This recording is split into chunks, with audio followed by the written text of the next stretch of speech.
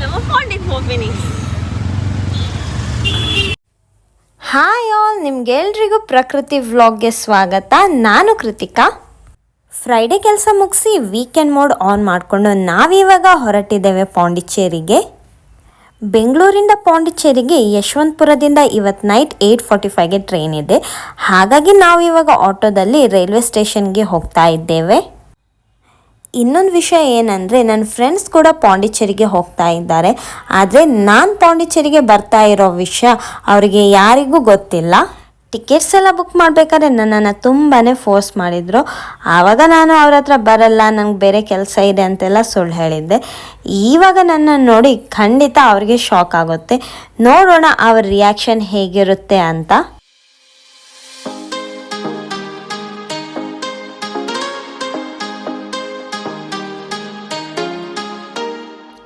ನಾವಿವಾಗ Yeshwanthpur railway station reach ಆದ್ವಿ. Station ಇಳಿತಿದ್ದಾಗಲೇ ನನ್ನ ಫ್ರೆಂಡ್ಸ್ ಯಾರು ನಂಗೆ ಸಿಗಬಾರ್ದು ಅಂತ ಅಂದ್ಕೊಳ್ತಾನೆ ಪ್ಲ್ಯಾಟ್ಫಾರ್ಮ್ಗೆ ಹೋದ್ವಿ. ಇದೇ ಸ್ಟಾರ್ಟಿಂಗ್ ಪಾಯಿಂಟ್ ಆಗಿರೋದ್ರಿಂದ ಪ್ಲ್ಯಾಟ್ಫಾರ್ಮಲ್ಲಿ ಟ್ರೈನ್ ನಿಂತಿತ್ತು. ನಾವು ಟ್ರೈನ್ ಹತ್ಬಿಟ್ಟು ಕೂತ್ಕೊಂಡ್ವಿ.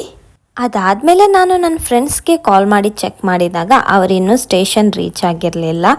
ಆದರೂ ನಾನೆಲ್ಲಿದ್ದೇನೆ ಅಂತ ಏನೋ ಅವ್ರ ಹತ್ರ ಹೇಳಿಲ್ಲ.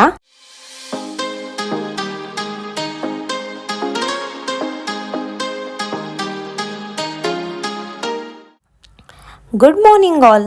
ನಿನ್ನೆ ನೈಟ್ ನಾನು ನನ್ನ ಫ್ರೆಂಡ್ಸ್ನ ಮೀಟ್ ಮಾಡಿರಲಿಲ್ಲ, ಯಾಕಂದರೆ ನಮ್ಮ ಕೋಚ್ಗಳ ಮಧ್ಯದಲ್ಲಿ ಟ್ರೈನ್ ಕ್ಯಾಂಟೀನ್ ಇದ್ದಿದ್ದರಿಂದ ನನಗೆ ಆ ಕಡೆ ಹೋಗೋಕ್ಕಾಗಲಿಲ್ಲ. ಹಾಗಾಗಿ ಇವತ್ತು ಬೆಳಿಗ್ಗೆ ಎದ್ದ ಮೇಲೆ ಪಾಂಡಿಚೇರಿಗಿಂತ ಒಂದು ಸ್ಟೇಷನ್ ಮುಂಚೆ ನಾನು ಇವಾಗ ಅವರನ್ನು ಮೀಟ್ ಮಾಡೋಕ್ಕೆ ಅವ್ರ ಕೋಚ್ಗೆ ಹೋಗಿದ್ದೇನೆ.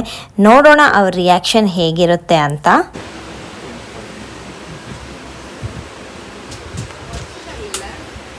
Hi girls.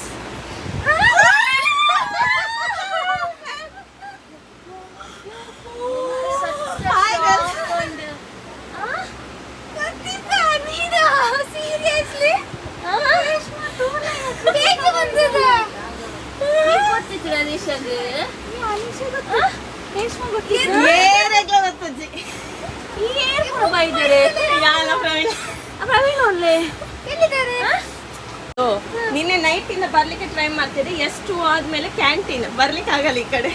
ಅಯ್ಯೋ ನಾನು ಎಲ್ರಿಗೂ ಸರ್ಪ್ರೈಸ್ ಕೊಡಿ ಅಂತ ಹೇಳಿಲ್ಲ. ಯಾರ ಹತ್ರ ಆಯ್ಕೆ ಬಂದು ಹೋಗಿ ನಿಕ್ಕಂಗೆ ನಿಕ್ಕಲು ಹಂಗೆ ಹೋಗಂಗೆ ಪ್ರಕೇನ ನಿಂತೀನಿ ಇದ್ರೆ ಬೋಂಡಿಯಾ ನಂಗೆ ಶಾಕ್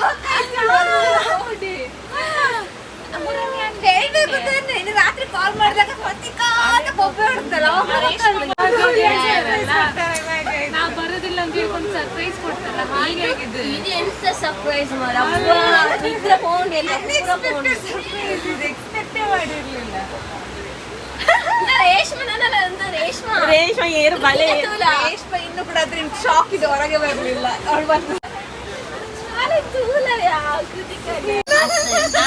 ಕೋಡ ಪನ್ನಾತೆ ಅತ್ತೆ ಐ ಬಲ ನಿಕ್ಕಲ್ ಕೋಲೆ ಪಂದೆ ತುಲಗೆ ಲಾಸ್ಟ್ ಬರ್ತೀನಿ ಬರೋ ಅಣ್ಣ ಎಂಗ್ಲೆ ಫುಲ್ ಶಾಕ್ ಅಣ್ಣತ್ತ ಫುಲ್ ಸರ್ಪ್ರೈಸ್ ಅಣ್ಣಿತ್ತಲ್ಲ. ಕೋಡ್ ನಿಕ್ರೆ ಕೋಡ್ ಎಲ್ಲ ಯಾನೆಂಚಿಲ್ಲ ರೇಷ್ಮಾ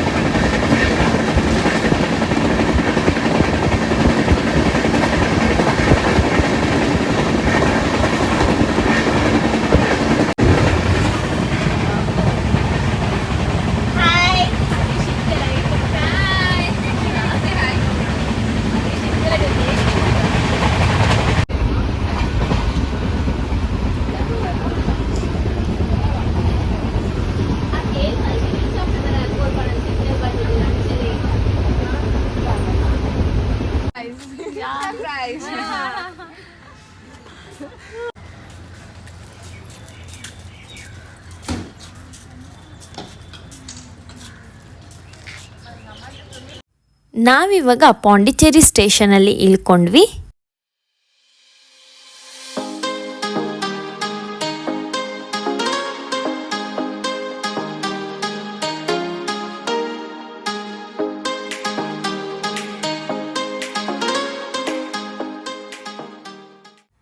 ನನ್ನ ಫ್ರೆಂಡ್ಸ್ ಬೇರೆ ಕಡೆ ರೂಮ್ ಬುಕ್ ಮಾಡಿದ್ರು, ನಾವು ಬೇರೆ ಕಡೆ ರೂಮ್ ಬುಕ್ ಮಾಡಿದ್ವಿ. ಹಾಗಾಗಿ ಸ್ಟೇಷನಿಂದ ಹೊರಗೆ ಬಂದಮೇಲೆ ಅವರು ಅಲ್ಲಿಂದ ಅವರ ರೂಮ್ಗೆ ಹೋದರು. ಪಾಂಡಿಲಿ ಆ ಕಡೆ ಈ ಕಡೆ ಓಡಾಡೋದಕ್ಕೆ ಸ್ಕೂಟಿ ತುಂಬಾ ಕನ್ವಿನಿಯೆಂಟ್ ಆಗಿರುತ್ತೆ. ಹಾಗಾಗಿ ನಾವು ಸ್ಟೇಷನಿಂದ ಬಂದ ತಕ್ಷಣ ಮೊದಲು ಒಂದು ರೆಂಟಲ್ ಸ್ಕೂಟಿ ತಗೊಂಡ್ವಿ. ಇಲ್ಲಿ ರೆಂಟಲ್ ಸ್ಕೂಟಿಗೆ ಪರ್ ಡೇ 350 ರೂಪೀಸ್ ಚಾರ್ಜ್ ಮಾಡ್ತಾರೆ. ಸ್ಟೇಷನಿಂದ ಮುಂದೆ ಹಾಗೆ ನಡ್ಕೊಂಡು ಬಂದರೆ ನಿಮಗೆ ಅಲ್ಲಿ ತುಂಬಾ ರೆಂಟಲ್ ಸ್ಕೂಟೀಸ್ ಸಿಗುತ್ತೆ.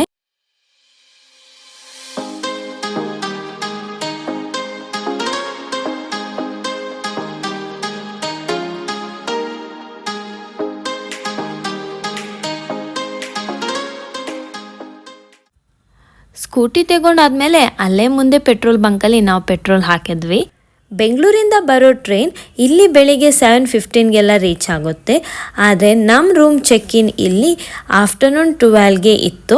ರೂಮ್ ಚೆಕ್-ಇನ್ ಲೇಟಾಗಿ ಇರೋದ್ರಿಂದ ನಾವು ಬೆಳಿಗ್ಗೆ ಟ್ರೈನಲ್ಲೇ ಬ್ರಷ್ ಎಲ್ಲ ಮಾಡಿ ನಮ್ಮ ಲಗೇಜ್ನ ಹೋಟೆಲಲ್ಲಿ ಇಟ್ಬಿಟ್ಟು ನಾವು ಅಲ್ಲಿಂದ ಆರೋವಿಲ್ಗೆ ಹೊರಟ್ವಿ. ರೈಲ್ವೆ ಸ್ಟೇಷನಿಂದ ಆರೋವಿಲ್ ಅರೌಂಡ್ 17 ಕಿಲೋಮೀಟರ್ಸ್ ಡಿಸ್ಟೆನ್ಸಲ್ಲಿ ಇದೆ. ಪಾಂಡಿಚೇರಿಗೆ ಇದು ನಮ್ಮ ಫಸ್ಟ್ ವಿಸಿಟ್.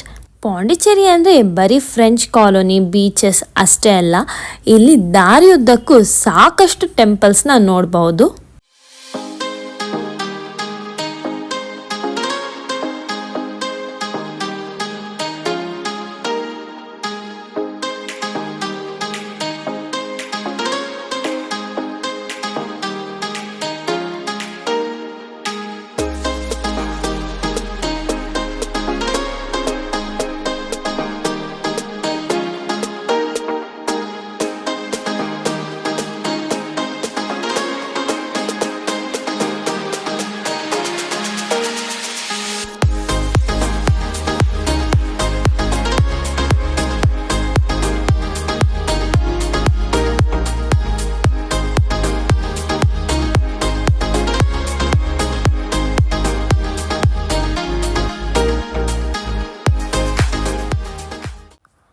ಆನ್ ದಿ ವೇಲಿ ನಾವು ಬ್ರೇಕ್ಫಾಸ್ಟ್ಗೆ ಅಂತ ಸ್ಟಾಪ್ ಮಾಡಿದ್ವಿ.